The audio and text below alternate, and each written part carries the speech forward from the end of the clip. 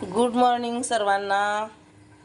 शुभ सकाळ. हे बघा, हे पारिजातकाचं झाड असतं ना, त्याची पानं आहेत. ही पारिजातकाच्या झाडाची पानं मी आणले 6 किंवा 7 पानं घ्यायची आपण.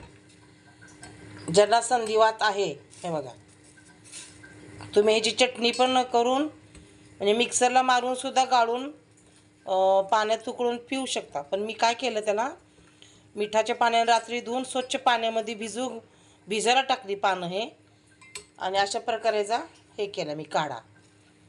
पारिजातकाचं झाड असतं, त्याची पानं खूप औषधी असतात हे पानं. तर हे पानं थंडीच्या दिवसात 15 दिवस खायचं म्हणजे अशा प्रकारे खाऊ शकता. कच्ची खायची नाही, पण पानं हे कधीच अशी खायची उकळून. हां, असं काढा करायचा त्याचा आणि खायचं.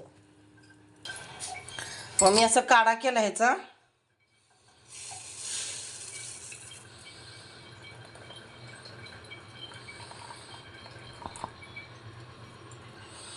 हे बघा, असं काढा प्यायचा.